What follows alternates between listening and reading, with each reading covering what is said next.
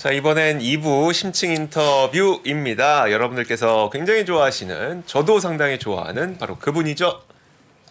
장의성 지점장. 바로 모시겠습니다. 어서 오세요. 네, 안녕하세요. 안녕하세요. 반갑습니다. 어떠세요? 깜짝 놀랐죠, 뭐 요새. 그러니까 이게 전화도 많이 받으시죠? 그럼요. 뭘 걱정하세요, 다들? 뭐 이게 어쨌든 최근에 네. SBB랑 크레딧 스위스 그 네. 사태를 뭐 모든 분들이 네. 그죠? 보고 있고 방송 틀면 다 그 얘기만 나와요. 네네. 그래서 네. 이게 또 그 얘기냐라고 네. 할 수도 있지만 또 다른 얘기를 하는 것도 웃긴 거고. 맞아요. 이게 전부니까 지금은. 네네. 그래서 저도 사실 요새 방송을 좀 더 잘 챙겨봅니다. 네네. 왜냐면 뭐 똑같은 얘기지만 네. 이거에 대한 해석은 각자 다 다르시잖아요. 맞아요. 그죠? 이유가 뭔가 결론은 네. 거의 비슷한데 그 이유가 다들 이제 제각각이시고 디테일이 너무나도 다들 네. 달라서 네. 이거에 대한 해석이 다 달라요. 네. 그리고 그거에 대한 대응 전략들이 다르셔서 네네. 일단 여러분들 뭐 뉴스야 뭐 팔로우 많이 하셨기 때문에 네네. 뭐 이거를 정리할 필요는 없겠지만 그거에 대한 다른 사람들의 생각이 궁금합니다. 저는 그래서 네. 최근에 방송을 좀 더 많이 챙겨보고 있어요. 저도 저희 방송 계속 봤습니다. 예. 그래서 여러분들도 어쨌든 그게 도움이 될 거예요. 네네. 어쨌든 무슨 일이 벌어졌는지 다 아실 거고 그걸 어떻게 해석하고 어떻게 대응하는지는 각자 생각이 다르기 때문에 또 한 명의 생각을 좀 들어보시고 네네. 또 도움이 되셨으면 좋겠다 해서 또 그 얘기 좀 그럼 준비했습니다. 어디서부터 한번 시작해 볼까요? 오늘 제가 드릴 그 관점 딱 두 개예요. 네. 문제는 계속될 것 같은데 네. 위기가 오지 않을 것 같다. 다 막아줄 것이다. 그거에 대한 걱정은 절대 하지 말자. 다 막아줍니다. 진짜요? 제가 볼 땐 그래요. 요즘에도 하는 얘기가 그거잖아요. 그러니까 실리콘밸리, 그다음에 시그니처 여기까지는 막아줄 것 같아. 네. 근데 나머지 은행들은 막아준다는 얘기 아직 없었는데. 안 망했으니까 아직. 그렇죠. 망하면 다 막아줍니다. 그래요? 왜냐면 이미 그 상상할 수 없는 모럴 해저드를 네네. 다 무시하고 있어요. 그러니까 생각해 보시면 이게 자 만약에요. 그 모든 예금을 이렇게 망하면 또 다른 은행도 예금 다 보호해 주겠죠. 네네네. 다 보호해 준다면 우량 대형 은행에 네. 낮은 금리로 은행하는 사람들은 바보입니까? 그렇죠. 그렇죠? 이미 거기서 무너졌어요. 네네. 이미 다 막아주겠다는 거고요. 그리고 어쨌든 SBB도 그렇고 크레딧 스위스도 그렇고 투자 실패죠. 네네. 본인들이 투자 실패한 거예요. 그렇죠. 그죠? 네. 근데 그거를 다 막아줍니다. 크레딧 스위스도 어쨌든 중앙은행이 돈을 지원해 주는 거잖아요. 네네. 다 막아주는 거예요. 이제는 왜냐면은 2008년에 조금 늦었다가 네. 그죠? 엄청나게 큰 대가를 치렀기 때문에 그쵸. 이게 벌어진 뒤에 어차피 나중에는 그거 다 쓸어 담아야 되잖아요. 네네. 뭐 구제금이 양적완화 다 해야 되잖아요. 네네. 그때 드는 비용보다 초기에 잡는 비용이 아마 10배 이상 차이 날 겁니다. 그래서 다 막아준다. 그래서 이것 때문에 위기가 와서 와르르 무너진다라는 거는 절대 가정하지 않으셨으면 좋겠다. 그게 첫 번째입니다. 위기는 없다. 문제는 많으나 문제는 많으나 위기는 없다. 다 막아준다. 그게 이제 첫 번째 요지고요. 네. 두 번째는 경기와 물가가 빠르게 떨어질 것 같습니다. 그렇죠. 그 이제 아까 뭐 강구현 선생님도 얘기한 건데 네네. 그 키워드는 대출 긴축이에요. 그게 무시할 수 없는 효과가 나타날 거고 그러니까 대출 긴축이라는 게 은행들이 원래 중소형 은행들이 대출을 해주던 게 대출을 못 해주게 되니까 자동적으로 긴축하는 효과가 있다. 그렇죠. 대출이 네네. 굉장히 타이트해지는 네네. 거고요. 그거는 여러분들도 느끼셨을 겁니다. 이게 만약에 내가 대출이 한 서너 개 있는데 한 네. 군데서 연장이 안 됩니다라고 했을 때 여러분들 큰일 나죠. 방법이 있습니까? 큰일 없죠. 지금 네. 미국은 그게 벌어질 거예요. 네네. 지금부터. 예. 그리고 아니면은 어디 걸 그럼 갚기 위해서 네. 다른 은행을 동분서주 뛰어다녀야 되겠죠. 네네. 어디서 빌려야지 갚을 거 아닙니까? 그쵸. 그게 굉장히 빡빡해질 것이고요. 그런 것들이 미국에서 벌어질 거기 때문에 경기만 빠집니까? 물가도 상당히 빠르게 떨어질 것인데 그렇다면 그 중에 네. 뭐가 더 빠르게 떨어지느냐가 너무 중요할 것 같습니다. 뭐가 더 빨리 떨어질 것 같으세요? 일단은 경기가 더 빠르게 떨어질 것 같긴 네네. 한데요. 네. 근데 물가도 아마 우리가 예상했던 것보다 더 빠르게 떨어질 거고요. 그렇다면 만약에 그러면은 물가가 떨어지는 것보다 경기가 더 먼저 떨어지면 연준은 과연 어떤 선택을 할 것인가 또 되게 중요하겠죠. 그건 어렵잖아요. 선택지에 놓이게 되잖아요. 네. 근데 이거는 그렇습니다. 경기가 떨어지는 거는요. 즉각 막지 않았을 때 파장이 너무 큽니다만 네네. 지금 물가를 잡기 위해서 즉각적으로 뭘 했을 때 물가가 바로 잡힙니까? 그건 아니죠. 지금까지도 못 잡았잖아요. 네네. 그렇다면 우선순위를 어디에 둘 것이냐면 일단은 금융 안정, 네. 경기가 와르르 무너지는 걸 막는 거에 먼저 두게 될 것 같습니다. 왜 그러냐면 그렇게 되면 또 문제가 있겠죠. 그 인플레의 그 불씨가 네네. 남아 있을 것이고요. 그게 또 내년에 우리를 또 괴롭히긴 하겠습니다만 그렇다면은 생각보다 연준이 금리를 안 올리거나 네. 또 인하를 빨리 시작할 수도 있다라고 저는 보고 있습니다. 그러니까 이번에 25bp 올릴 수도 있는데요. 네네. 안 올려야 한다고 저는 생각합니다. 아 그래요? 네. 누구 의견하고 비슷하죠? 지금 안 올려야 된다는 이야기가 누구죠? 그러니까 골드만삭스가 이제 동결을 네네. 예상하면서 하지만 그 이후에 올릴 것이다를 뭐 얘기하고 있는데요. 저는 아마 25bp 올릴 가능성이 높긴 한데 안 올려야 되지 않나. 왜냐하면 앞으로 벌어질 일들을 네네. 생각하면 그게 맞다고 생각을 하고 있어요. 알겠습니다. 위기는 오지 않겠으나 네. 힘들 거다라는 이야기. 아니요, 그렇게 힘들지 않을 것 같습니다. 그래요? 그러니까 어제 시장이요. 네. 앞으로 벌어질 축소판이라고 보시면 됩니다. 경기도 안 좋아지잖아요. 그거는 또 말씀을 드릴게요. 네네, 그러니까 왜 그러냐면 일단 위기 문제부터 좀 네네. 짚어드리면 자 어제 시장 그 미국 시장 시작할 때 네. 크레딧 스위스 문제가 불거졌죠. 네네. 사우디 이제 국영은행에서 얘기를 하면서 네. 시장이 빠졌어요. 네. 그런데 스위스 중앙은행에서 도와줄 수 있다. 물론 금액은 지금 그 이후에 나왔잖아요. 네네. 우리 장중에 나왔죠. 그러니까 그 뉴스로 다시 다 끌어올렸죠. 그렇죠. 계속 그런 식일 거예요. 어떤 은행이 문제가 터져요. 빠집니다. 네. 도와준다고 해요. 다시 네. 올라갑니다. 이런 식으로 어. 반복될 것이기 때문에 이게 앞으로 계속 이런 식의 이게 나오다 보면 네네. 어느 순간부터는 어느 은행이 문제가 발생을 해요. 시장이 네네. 그때부터 빠질까요? 네네. 그 이후부터 또 안 빠질 겁니다. 그렇죠. 네. 이 부분은 어떨까요? 사실 우리가 과거를 돌아보면 연준이 무엇인가 강력한 정책을 나왔을 때가 변곡점이었던 경우가 꽤 있어요. 그렇죠. 특히 양적 완화도 사실 비전통적인 통화 정책이었었잖아요.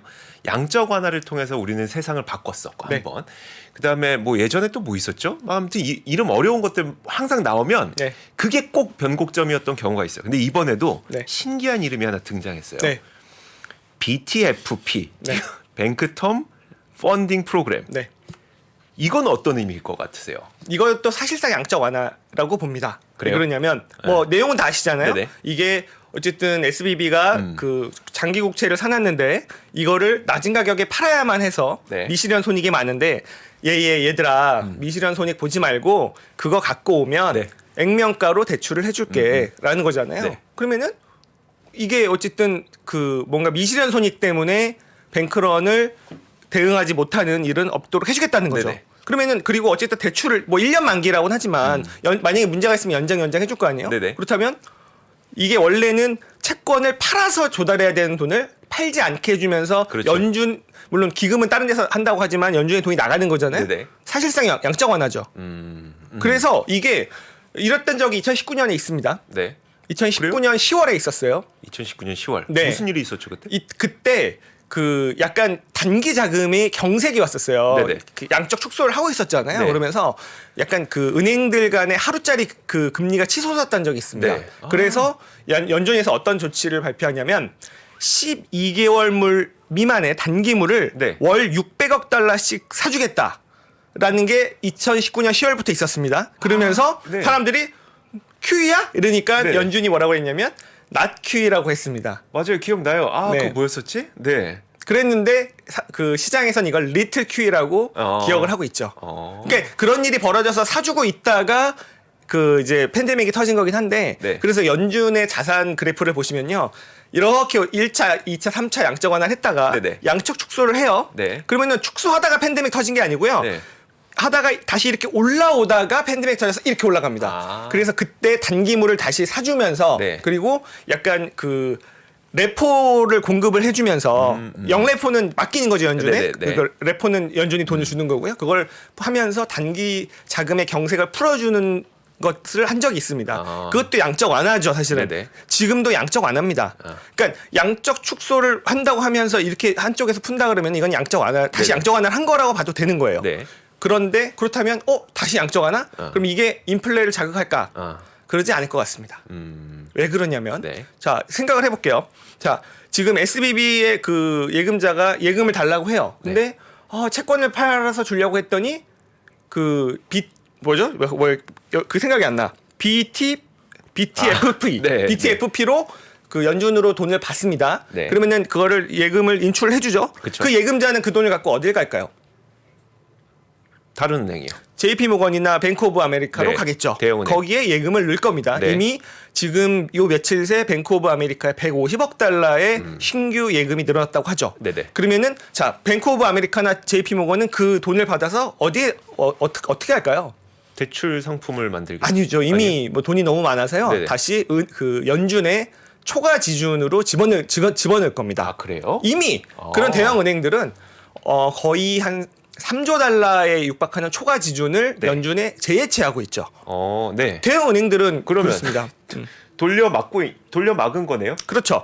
연준은 일단 그 중형 은행들에게 네. 주고 중형 은행에서 돈 뺀 사람들이 대형 은행으로 가니까 네. 대형 은행의 예치금이 많아지니까 그거를 다시 연준으로 돌아오죠. 연준으로 돌아오고. 네. 그래서 1차, 2차, 3차, 자, 금융위기 이후, 팬데믹 이후 말고요. 금융위기 이후에 1차, 2차, 3차 양적 완화 때 네. 인플레가 왔습니까? 안 왔습니까? 안 왔었죠. 안 왔죠. 그때. 그 이유가 그때 뭘까요? 왜안 오냐고 그랬죠. 네. 네. 그 돈이 그대로 연준으로 초과 지준으로 들어갔기 때문이죠. 그러니까 여러분들 1차, 2차, 3차 양적 완화는요.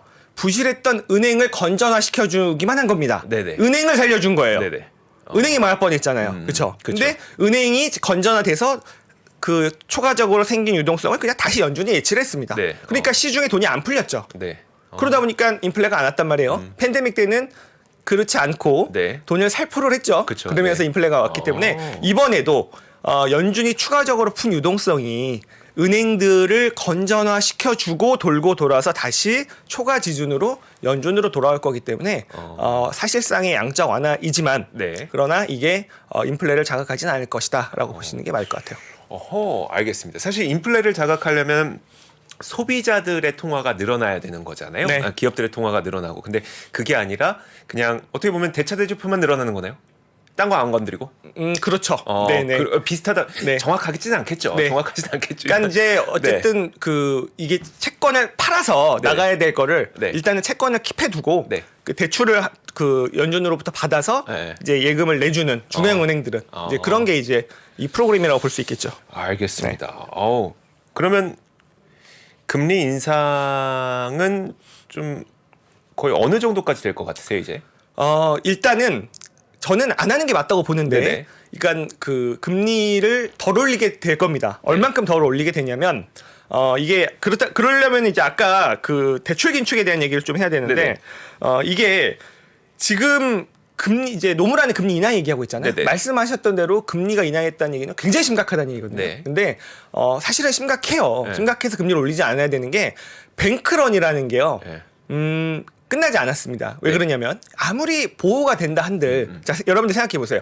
예금이라고 하는 거는 네. 내 금융 자산에 있어서 재산이죠, 재산. 최후의 보루입니다. 그렇죠. 최후의 보루예요. 네. 그런데 그렇다면 이런 상황에서 1% 금리 더 주는 게 중요한가요? 아니죠. 안전한 예, 안전한 게 중요하기 때문에 만약에요. 여러분들 생각해 보시면 자, 뭐 어떤 좀 굉장히 작은 은행에 네. 여러분들이 4,700만 원만 예금을 해놨습니다. 이유는 명확하죠? 네네. 우리나라에서. 5천만 원? 네. 근데 그 은행이 그러니까 이자 포함해서 이제 5천이니까 네. 한 4,700을 넣으시잖아요. 근데 그 은행이 흉흉한 소문이 듭니다. 네. 그러면은 어차피 5천까지 보호를 받으니까 내비 두십니까? 그때도 뺐었어요. 그때도 사람들. 뺍니다. 네. 예, 그때도 빼. 왜냐면은 그 돈을 바로 못 찾거든요. 맞아요, 예. 맞아요. 네. 그럼에도 빼는데 네. 그렇다면 자 앞으로 말씀드렸듯이 그 미국의 이제 예금 보험공사 이런 데서는 어떤 은행이 문제가 되든 다 보호해 준다고 할 거예요. 네. 그게 뱅크런을 막지는 못합니다. 말씀드렸듯이 네네. 나의 예금은 가장 안전한 곳에서 나의 네. 최후의 보루가 돼야 되기 때문에 네. 그런 것들이 남아있는 이 상황에서 금리를 과연 올려야 되는가. 그쵸. 거기에다가 이제 또 그 아까 제가 대출 긴축 예, 있다고 그거 했는데 말씀해 주시려는 거니까. 네. 그게 이제 골드만삭스에서 그 보고서가 하나 나왔고 네. 그게 기사화도 많이 돼서 많이들 보셨을 거예요. 25bp에서 50bp의 금리 인상 효과가 있다라는 건데요. 그렇다면 그런 효과까지 있는 상황에서 과연 금리를 올려야 되느냐? 저는 안 올리는 게 맞다고 보는데 만약에 이번에 올리면은 마지막이 올린다라는 시그널을 줘야 될 거고요. 네네. 이번에 안 올리면서 사실은 이 사태가 진정이 되면 더 올릴 수 있다. 이게 만약 골드만삭스 시나리오라면은 그 둘 중에 하나가 돼야 되지 않나. 아니면 지금 아예 이번부터 안 올리거나 그래야 되지 않나 생각하고 있습니다. 어차피 이거 아무 일도 안 해도, 그러니까 금리 인상 안 해도 어차피 대출이 되게 긴축이 될 테니. 네네. 또 하나 재밌는 거는요. 자, 물론 연준 혼자 하는 건 아니죠. 재무부랑 그렇죠. 그냥 뭐 같이 하는 거긴 한데 정말 너무 이 인플레가 지겨워서 잡고 싶었어요. 네. 그러면 그들은 한 방에 잡을 수 있었습니다. 한 방에요? 어떻게요? 요번에 이런 그 즉각적인 보호 조치를 바로 발표를 하지 않았다면 물론 이제 시장은 패닉이 왔을 거고요. 그쵸. 난리가 났겠죠. 네네. 그러면은 정말 주식 시장을 신경을 안 썼다면, 네. 그죠? 네. 뭐 채권 시장이나 금융 시장을 신경을 안 썼다면, 이거는 한두 달만 해도 잡힐 수 있는 물가를. 그러니까 그들이 물가가 정말 최우선 금융 안정이고 뭐고 다 필요 없었다면 이번에 잡을 수 있었다는 거죠. 그렇죠. 예.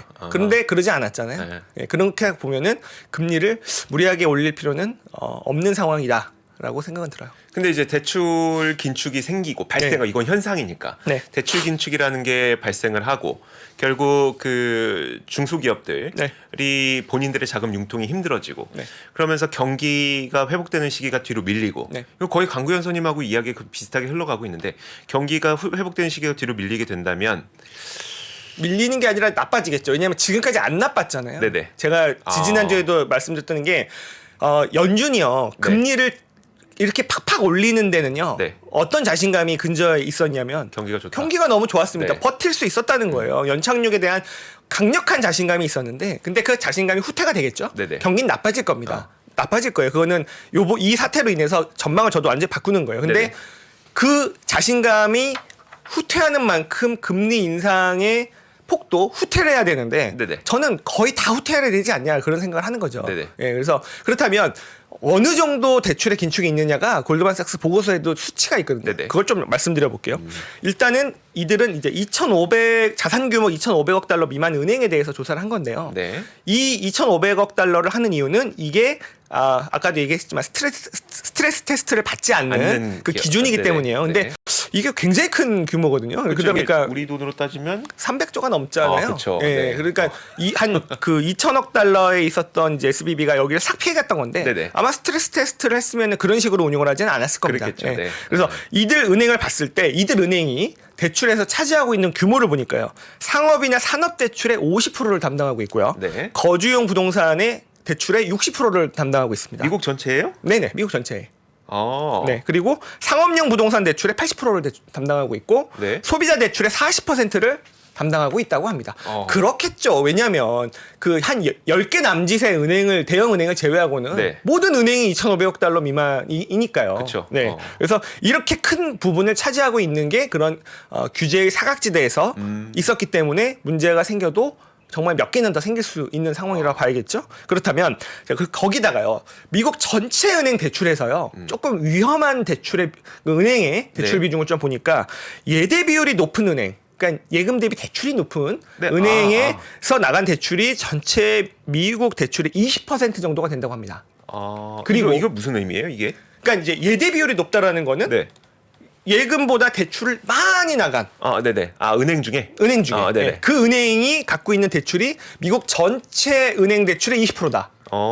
라는 거고요. 또 하나는 이게 다 골드만삭스 보고서의 수치인데 하나는 자 연방예금보험공사의 예금 보호 비중이 낮은 은행 대표적인 게 SBB였잖아요. 7%밖에 아니었다고 하죠. 2억 5천만 달러까지 보호를 해주면 2억 5천만 달러가 아니죠. 25만 달러. 25만 달러. 25만 달러까지. 둘 다 지금 헷갈렸어. 우리나라 돈으로 한 2억 5천, 3억 정도 되니까요. 그러니까 그 보호 비중이 낮은 은행, SBB 같은 은행에서 나간 대출 비중이 또 한 7% 정도가 된다고 해요. 그렇다면 자 이게 예금 보호 비중이 낮은 은행 있죠. 여기 은행들은 앞으로 신규 대출이 한 40% 축소될 것이다 라고 전망을 했고요. 골드만삭스가 다른 소형 은행들도 신규 대출은 15% 정도 축소될 수밖에 없다라고 본 겁니다. 그렇게 됐을 때 이들 은행에서 줄어드는 대출이 미국 전체 대출 규모의 2.5% 정도가 될 것이다. 그렇게 추산을 하면서 이거는 금리를 25에서 50bp 올린 것과 동일한 효과다라고 골드만삭스가 얘기를 했습니다. 전체 은행의 대출 가운데 네. 2.5% 가량이 계산해 보니 줄어들 거다. 그런데 그 2.5%를 숫자만 볼 수는 없는 게 네네. 이게 작은 은행에서 나가는 대출이라는 거는 약간 저신용자 그렇죠. 아니면 네. 저신용 등급을 갖고 있는 기업에 나가는 대출일 텐데 앞으로 그러니까 우량한 신용 등급을 갖고 JP 모건 체이스나 네. 뱅크 오브 아메리카랑 거래하는 그런 기업이나 개인은 아무런 문제가 없겠죠. 네네. 근데 하필이면 더 이런 그런 자금 수요가 절박하고 네. 더 이게 이 부분이 민감한 분들의 대출이 그쵸. 나빠진다는 겁니다. 네. 우리가 고용을 얘기하면서 저임금 쪽의 고용이 좋은 게 경제에는 좋다. 왜냐하면 이들은 무너지니까 네네. 약간 있는 사람들은 버틸 수 있으니까. 근데 지금 이걸 보면은 바뀌었죠. 약간 저소득층에게 안 좋은 경제 상황이 이어지고 있는 겁니다. 제가 굳이 뭐 나쁜 이야기를 하고 싶은 건 아닌데 그냥 궁금해서요. 제가 예전에 배우기로는 시스템 리스크가 오기에는 두 가지 그 경로가 있는데 네네. 첫 번째가 누군가 대출을 못 갚았을 때, 네. 그러니까 파산한 거죠. 네. 대출을 못 갚았을 때. 두 번째가 뱅크런이 일어났을 때. 네. 근데 거기서 중요한 거는 순서가 중요하다고 하진 않았어요. 네. 그러니까 뱅크런이 먼저 일어나서 누군가 대출을 못 갚을 수도 있고 네. 대출을 못 갚다 보니까 불안해서 뱅크런이 일어날 수도 있고 네. 뭐 순서는 중요하지 않다 그랬어요. 근데 지금 상황 보면 사실 어떻게 보면 대출자가 대출을 못 갚진 않았지만 네. 그 뱅크런이 일어나면서 누군가 대출을 받을 수 없게 되고 네. 대출 긴축 말씀하셨던 그러다 보니 저신용자들이 추가적인 대출을 어디선가 끌어와야 되는데 그게 네. 어려워진다는 거잖아요. 네. 그럼 그게 좀 위험해질 가능성은 없어요? 당연히 있죠. 그래서 경기가 빠르게 나빠진다고 보는 거고요. 네네. 약간 사금융 쪽으로 자꾸 네. 이게 풍선 효과가 네네. 나타날 수밖에 없고 그들은 어디선가 돈을 빌려야 되니까 그렇다면은 그 금융당국이나 페드에서는 그거를 모를 리가 없죠. 그래서 말씀드렸죠. 자, 큰 위기가 벌어지면은 네네. 지금은 무슨 시대라고요? 다 막아주는 시대입니다. 이제부터 뭐 터지고 이런 거는 가정하시면 안 돼요. 다 막아줍니다. 그게 모랄 레전드예요. 네네. 그냥 그렇다면은 자 만약에 이거에 대한 긴급 구제 금융 프로그램 만약에 이제 대출이 막힌 그런 네네. 그런 분들을 위한 그런 것들도 당연히 생길 거고요. 그러니까 뱅크런이나 이런 그런 금융이 무너지는 걸 막기 위한 뭐든지 나올 거예요. 왜냐하면 말씀드렸죠. 이걸 내비둘 거면 SBB부터 내비뒀어야 됩니다. 네네. 그렇죠. 이미 발을 담근 거예요. 그거는 강력한 시그널입니다. 거기서 예금을 이 사람들만 보호해줘요? 설레잖아요. 네네. 앞으로 모든 은행에 문제가 생기면 그 예금자들의 예금은 보호를 해줘야 됩니다. 네네. 왜? 저긴 해주고 우리는 안 해주고라는 거는 있을 수 없는 일입니다. 특히 이제 민주주의 선거로 정권이 그쵸, 바뀌는 그쵸. 나라에서는요. 네네. 끝난 거예요. 그러면 대출자들은요. 어떻게든 예. 그게 만약에 그들이 힘들건 아니면 그들로 인한 은행이 힘들건 뭐가 더 심각한 쪽은 다 막아준다는 거죠. 그 가정을 하지 않으면 앞으로 증시가 왜 안 빠져라는 네, 얘기를 네, 계속 네. 하실 수밖에 없을 네네. 겁니다. 네. 그럼 앞으로 어떻게 될 것 같으세요? 그러면 우리가 시장 참가자 입장에서 봤을 때는 일단 말씀드렸듯이 경기가 좀 둔화될 거고요. 네네. 그러니까 원래 올해까지 버틸 거라고 봤죠. 영원히 경기가 둔화되지 않는 건 없습니다. 네네. 올해까지 버틸 거라고 봤던 게 앞당겨질 겁니다. 그리고 이게 이제부터 나오겠죠. 네네. 이게 이제 중소형 은행들이 자기들이 유동성을 확보하기 위해서 대출을 타이트하게 가져가고 이런 것들이 네네. 그러면서 물가가 빠집니다. 서비스 물가 지금 보시면요. 자, 이미 물가는 이제 3월부터는요. 유가가 유지만 돼도 YOY에서 1에서 2% 그냥 6이면 5로 네네. 6이면 4로 떨어뜨리는 효과가 이제 에너지에서 나오는 네네. 거예요. 3월부터. 그다음에 임대료 떨어지는 거는 정해진 미래라고 하죠. 네네. 그거는 뭐 정해진 그렇죠. 미래예요. 근데 서비스 물가 초근원이 지금 문제였잖아요. 네네. 서비스 물가 빠질 수밖에 없는 거죠. 그죠? 왜냐면은 기업들도 그 고용을 좀 그런 약간 네네. 그 위태위태한 기업들은 고용을 못 할 못하죠. 것이고 네. 그리고 뭔가 대출이 이래저래 막 타이트해질 것 같기 때문에 그런 저임금자들이 네.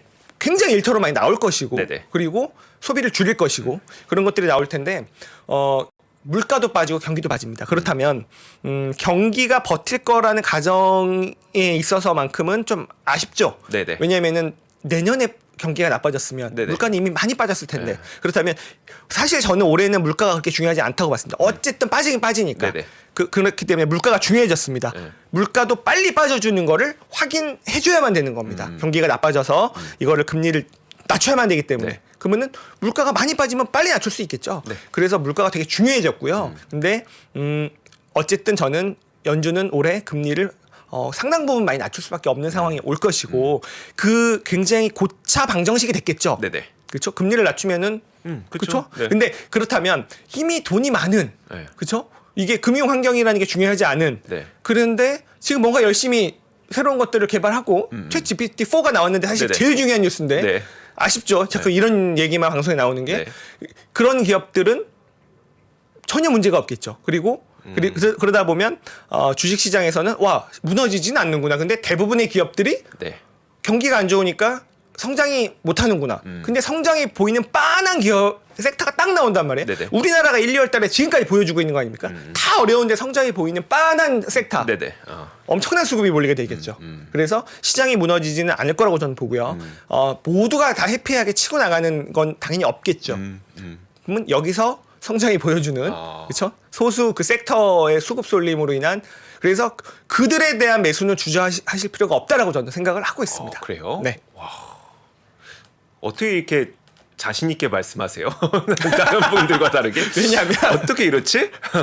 왜냐하면 네. 예, 뭐 이게 어차피 다 정답이 없잖아요. 다 뭐 미래를 갔다 오지 않은 아니 뭐 사람이고서야. 지점장님 내일 없이 사시는 거예요? 아니, 어떻게 이렇게 자신 있지?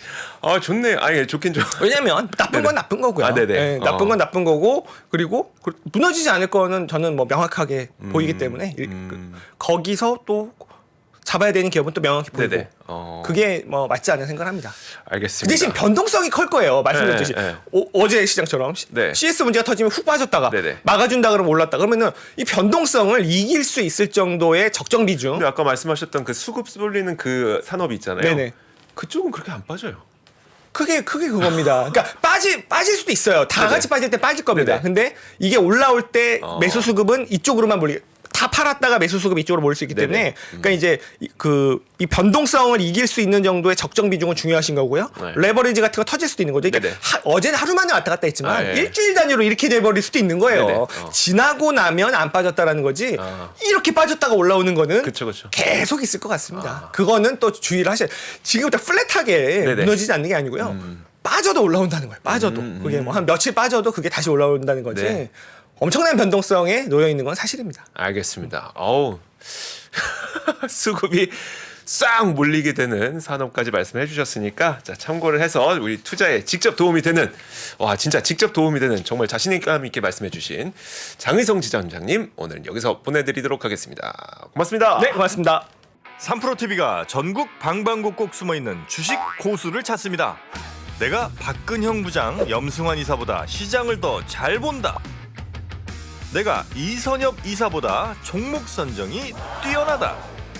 내가 박병창 이사보다 차트 분석 더 잘한다. 이렇게 자부하는 분들 저 정프로에게 오십시오.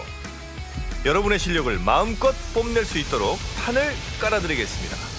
전국 증권사 지점의 PB, 주식 브로커, 펀드 매니저는 물론이고 전업 투자자, 슈퍼개미, 스몰개미, 기타 등등 이 시장에 대한 날카로운 분석과 통찰만 있다면 누구든 환영합니다. 숨은 고수 여러분의 많은 참여 부탁드립니다. 팔로우 미.